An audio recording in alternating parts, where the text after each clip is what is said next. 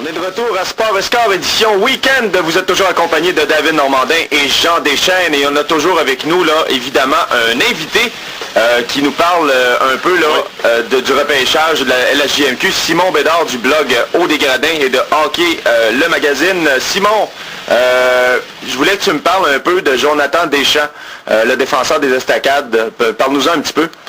Ouais, écoutez, lui, là, c'est vraiment le défenseur le plus complet de l'équipe au cours des 2 dernières saisons. Ce qui est malheureux avec lui, c'est que pas plus tard que l'année passée, selon plusieurs, c'était peut-être un choix de première ronde samedi prochain. Actuellement, il est classé en 2e ronde, 26e au total. On s'entend que c'est quand même très très bon être classé comme ça en 2e ronde, mais c'est un joueur qui a toujours été là, c'est un joueur qui a fait parler de lui à maintes reprises depuis qu'il joue midget 3 et tout le monde croyait vraiment que ça pourrait être un joueur de première ronde. Donc pour ça, c'est un petit peu décevant, mais écoutez, c'est un défenseur de 6 pieds, 176 livres, gabarit très très très imposant à son âge. Ouais. Je le vois là, souvent, André, c'est vraiment un gars intimidant si on veut.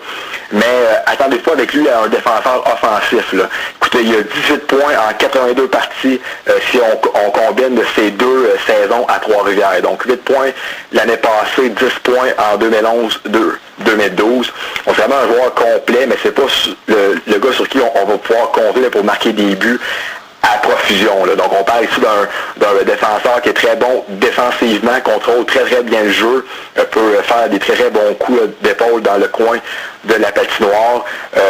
Donc vraiment pour moi c'est une valeur sûre. Si mettons un club a assez de bons joueurs, de bons défenseurs offensifs et qui cherche un joueur pour encadrer là, ce gars-là, je pense que Deschamps pourrait être un joueur qui pourrait citer à merveille.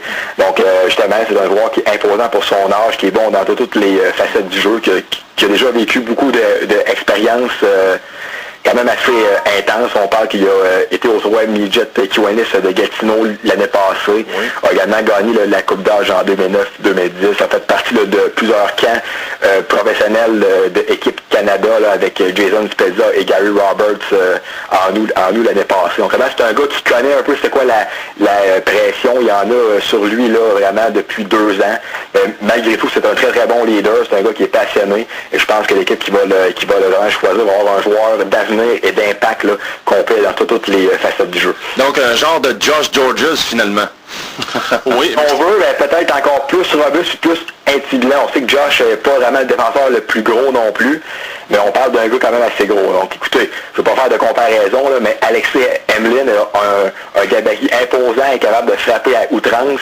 C'est pas le gars qui va amasser le plus de points non plus, mais je te dirais que Jean-Jean Deschamps peut être encore meilleur avec la rondelle, peut-être qu'il contrôle mieux genre, le jeu un peu. Là. Puis en première ronde, est-ce que les gars, est-ce qu'il y en a beaucoup de défenseurs? Est-ce qu'il y a beaucoup de défenseurs disponibles en première ronde? Il y en a. Les seuls qui me viennent à l'idée, là, j'ai dit comme ça, là, c'est Alexandre Carrier et Loïc Léveillé. Là. Donc c'est ça, comme tu disais, d'abord, là, il pourrait passer, il pourrait être choisi en première ronde, lui, s'il y a des équipes qui ont besoin de défenseurs, il en mouille pas. Là. Les défenseurs à caractère défensif, puis l'avantage de Jonathan Deschamps, parce que c'est un joueur d'exception, a joué midget 3, 14 ans, a joué l'an passé à 15 ans, donc pour lui, je pense qu'il est prêt, là, je pense Simon, tu vas être d'accord avec ça, il est prêt à jouer à la GMQ l'an prochain. Ouais, je pense qu'il n'y a plus rien à prouver dans le circuit terrien, là, pas en tout. Je pense que c'est un joueur qui a vraiment été confronté à toutes les facettes du jeu, à toutes les situations de jeu. Cette année, en plus, c'était un des très très grands leaders là, de l'équipe. Donc je pense que vraiment ce gars-là, si ce gars-là doit encore retourner midget 3 l'année prochaine, ça va être une vraie claque en pleine face pour lui, parce que je pense que ce gars-là a vraiment prouvé que c'est un joueur qui va être dominant, pas de LNH trop vite, là, on sait que ça attire là, le malheur parfois.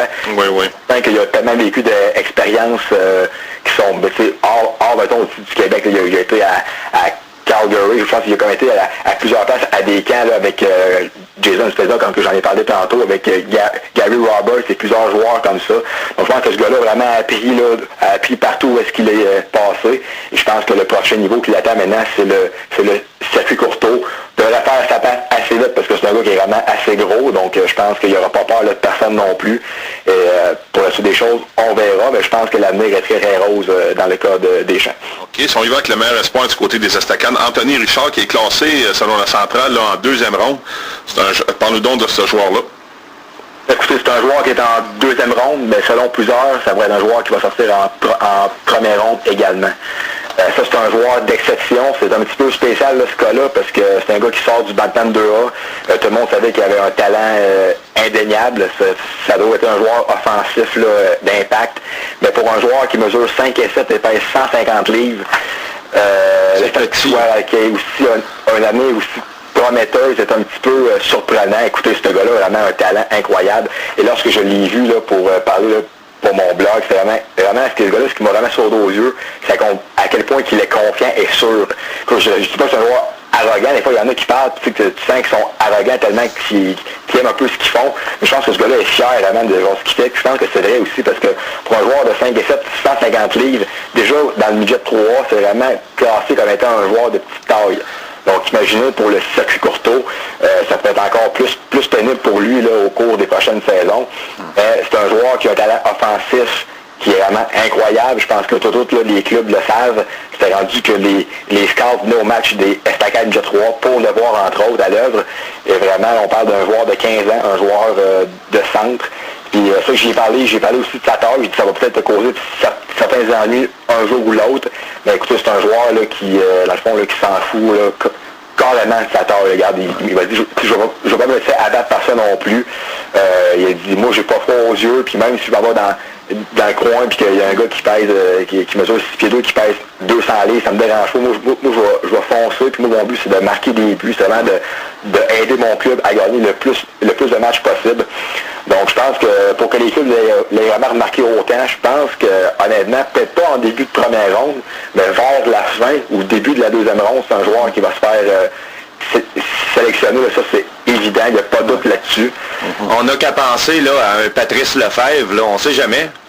Oh ouais, effectivement, il y a plus ce que j'ai dit. J'ai dit, est-ce que tu t'inspires des joueurs comme Tyler Ennis, Martin Saint-Louis? Exact. C'est sûr que je m'inspire d'eux autres parce qu'il c'est sûr que c'est plate que les dépisteurs remarquent moins les joueurs de ma taille. Souvent à star au hockey, il faut avoir fait un gros joueur imposant. Puis c'est ça que la plupart des joueurs veulent avoir. Mais dis-moi, je peux pas aller plus vite que la croissance que j'ai. C'est sûr, c'est bien plate que je sois petit, j'aimerais vraiment ça être plus gros puis grandir plus vite. Mais regarde, c'est comme ça de demain, je peux pas rien faire de plus. Moi, la seule affaire que j'ai à faire, c'est de travailler fort quand même, d'aller au gym, de prendre genre du poids quand même un peu, parce que même s'il pèse 150 livres, il y a quand même une très bonne carrure là. Ouais.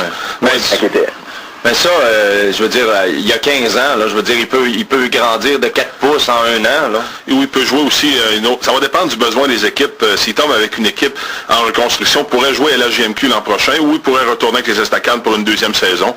Écoute, lui, son but, comme que pas mal tout le monde m'a dit, puis qu'il m'a dit aussi, c'est vraiment de jouer au hockey junior. Il m'a dit, si je suis dans un bon club, puis que les entraîneurs jugent que j'ai des points à améliorer encore, il dit, c'est beau, je vais quand même retourner au midget 3, mais il dit, mon but, ça va être de me faire rappeler le plus vite possible. Tu sais que souvent au fêtes, au midget 3, il y a souvent des joueurs qui se font appeler pour finir la saison avec leur club de hockey junior. Donc lui, ce serait son but à court ou moyen terme, mais actuellement, lui, ce qu'il veut, c'est jouer au hockey junior, et j'en ai parlé à son ancien entraîneur-chef, Gilles Bouchard, il m'a dit, écoute, c'est sûr que ça va dépendre justement du club qui vont quand même choisir Anthony Guichard, mais on pense à un joueur comme Maxime Saint-Cyr là, à Trois-Rivières qui a brûlé la Ligue de hockey midget 3 du Québec pendant 2 ans, puis qui était quand même plus gros que Anthony Guichard un petit peu. Et Maxime Saint-Cyr est rendu un joueur défensif de 3e trio avec les Huskies. Donc, dans ce cas-là, ça va être difficile pour Anthony de faire sa place sur un premier ou deuxième trio, puis c'est vrai. Mais vu que c'est un joueur qui est quand même arrogant, qui est énergique, c'est un joueur qui amène là, de l'entrain vraiment, Gilles pense vraiment que ça pourrait être un joueur de 3e trio au hockey junior l'année prochaine, et plus qu'il va s'adapter au style de jeu du hockey junior, plus qu'il va prendre de confiance en lui, plus que son coach va peut-être pouvoir le mettre sur le 2e trio et le premier, et ensuite vraiment lui dire « Let's go mon gars, vas-y, marque-en genre des buts ». Et je pense qu'il va falloir brûler d'étapes avec lui. Ce gars-là a vraiment un talent qui saute aux yeux, mais je pense qu'il met beaucoup de pression, puis vraiment il demandait de produire au hockey junior l'année prochaine ou dans 2 ans, surtout au gabarit, ça peut être un petit peu dangereux, mais je pense que ce gars-là est assez passionné de hockey, là, puis c'est un gars qui est assez confiant, là, que je suis un peu inquiète pour lui. Il va sûrement causer beaucoup de dommages là, d'ici peut-être 2 ans ou 3 le maximum. Oui, une dernière question. Simon, tu m'as parlé tantôt de Charles-Alexis Raymond, un joueur de Gatineau qui est listé en 6e ronde. Ah oui, c'est un joueur des Estacades de la Mauricie Midget Espoir. Ah, OK. Ça, c'est quand même assez surprenant parce que ça, il est classé entre la 6e et la 8e ronde. Et ce qui m'a sauté aux yeux, c'est qu'il est classé avant des joueurs des Estacades de Trois-Rivières Midget 3 qui jouent déjà depuis 2 ans environ ici.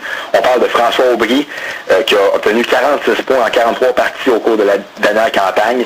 On parle de Simon Fortier qui a fait 2 ans et demi qu'il joue ici. Et de Anthony Lapierre-Terrien qui était à Trois-Rivières depuis le début de la saison 2010-2011.